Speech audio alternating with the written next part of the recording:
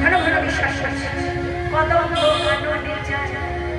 আবার কি বলি সদাই চঞ্চল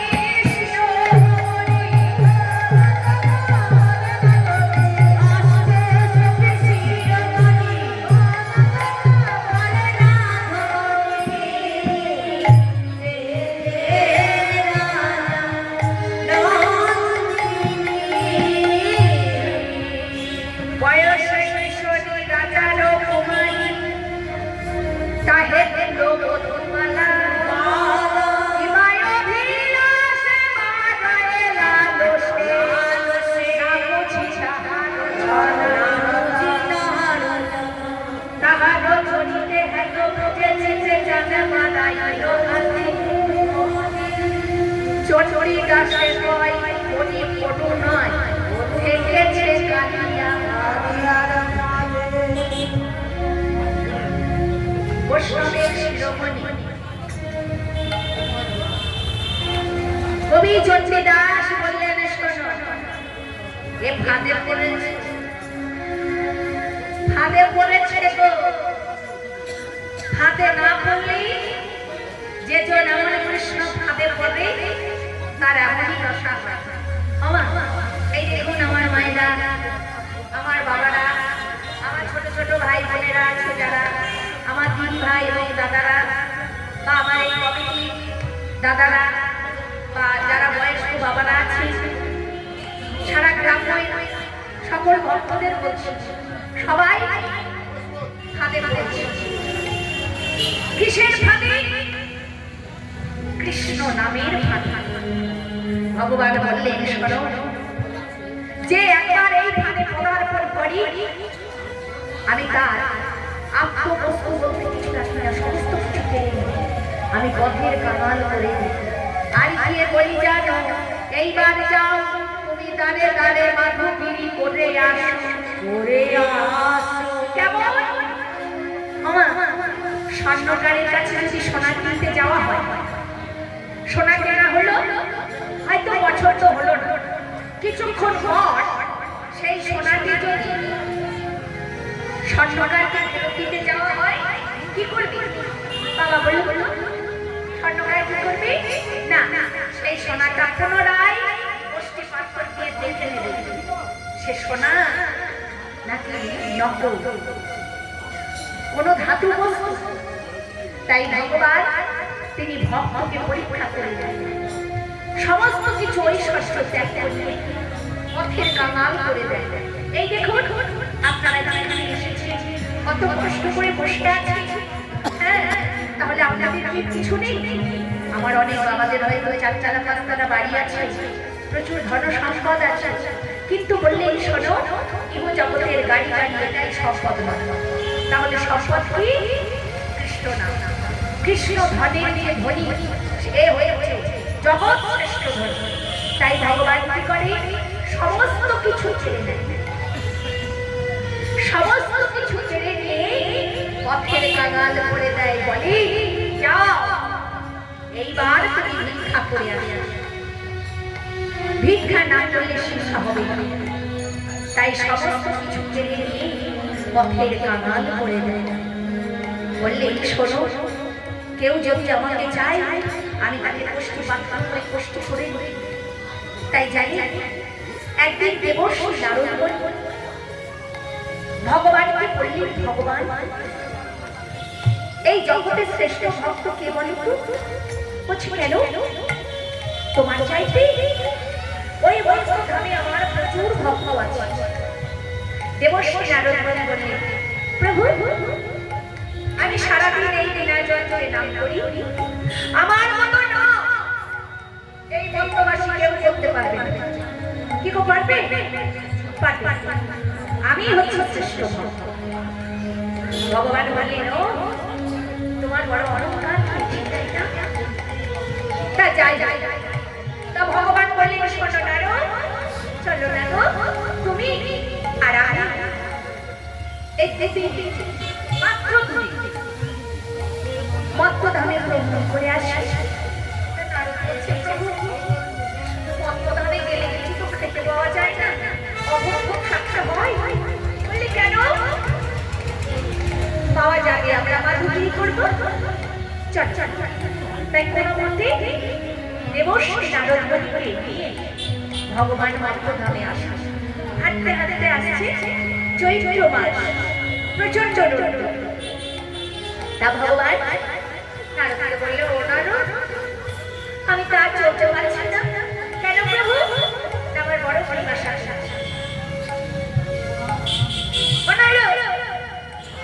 আমি এই গাছতলাতে একটু বসলাম, তুমি আমার জন্য একটু জল আসো। তা দেবর্ষি নারদ ভগবানের জল সন্ধান করতে চলেছে, জল খুঁজতে চলেছে। যেতে যেতে বহু দূর হয়ে গেছে। এবার হয়েছে চিঠি, এই নদীতে নামতে যাবে। একটি কর্ণপুঁথি, সেই পুঁথিতে একটা রমণীর কান্না ভেসে আসছে। চিৎকার করে কেঁদে বলছে,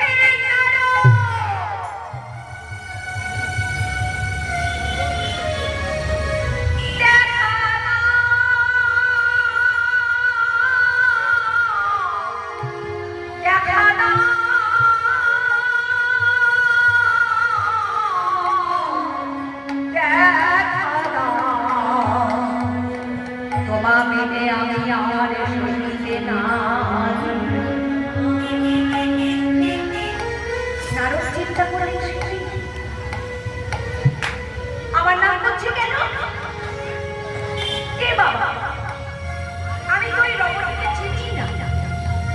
আমার নাম এবার ওই কুঠিরে এই যে তুমি কাঁদছো কেন? কি হয়েছে? এই নদীর তীরে একা বসে আছো কেন? কি হয়েছে? রমণী কান্নাটি বন্ধ করে বলছে, শোনো না, আমি কতদিন ধরে এই নদীর তীরে বসে আছি। কেন? না নারদকে আমি নদীর তীরে পেতে চাই। পরমাশ্বরী রমণী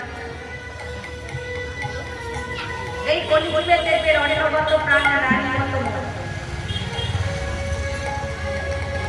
নারদ যেমনি সেই রমণীর নয়নে নয়ন দিয়েছে, মায়ায় আবদ্ধ। নারদ বললেন, আরে বাবা, আমি তো নারদ, আমার নামই তো নারদ। ও, তুমি বুঝি নারদ? তাহলে তুমি আমার জল গ্রহণ করো। দেবশ্রী নারদমণি সেই রমণীকে বিবাহ করল। দেবশ্রী নারদমণি কর্মরত করবে, মাধুরী করে। কিছুদিন পর একটি পুত্র সন্তান জন্মগ্রহণ করল। আস্তে আস্তে সন্তানটা বড় বড় ব্রাহ্মণ বৈষ্ণবের কর্মই হচ্ছে ভিক্ষা। ভিক্ষা ছাড়া আর কিছু নেই। ব্রাহ্মণরা কোটিপতি হলেও তারা কিন্তু ভিখারি, তাই না বাবা? তাকে বলতেই হবে ভবতঃ ভিক্ষাং। আর সেটি যেই ভিক্ষা দিক না কেন, সেই ভিক্ষা তাকে গ্রহণ করতে হবে। তাই স্বয়ং দেবশ্রী নারদমণি তার সংখ্যার রক্ষার্থে আজ ভগবানের কথা ভুল হয়ে গেল, তার স্ত্রী আর একটা পুত্র, তার জন্য মাধুরী করছে। ভিক্ষা দাও নাগর পাশ, ভিক্ষা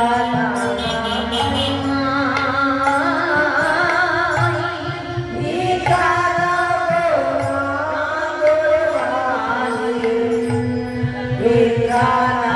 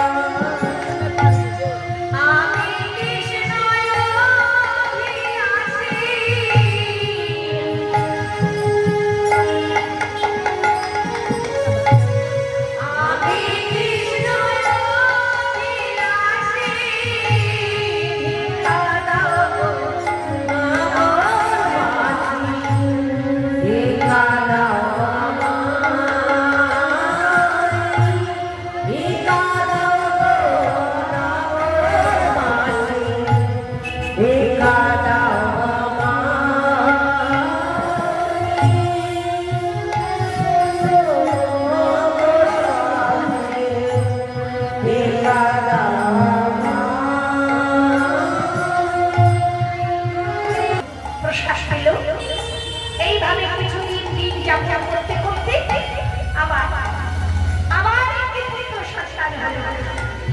সেই নদীর তীরে কুঠির করে বাস করছে। একদিন হঠাৎ ওই নদীতে আসলো ঝড়। দেবশ্রী নারদমণি কি করলেন? দুই পুত্রকে দুই কাঁধে নিয়ে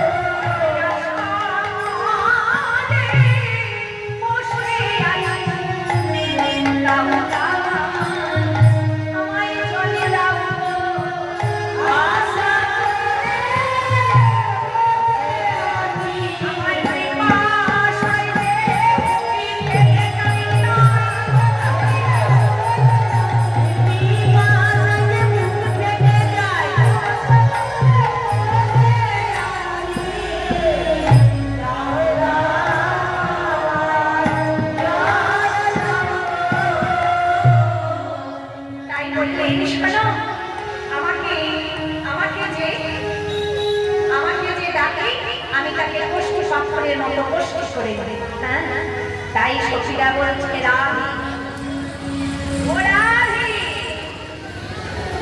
তোর মনের কথা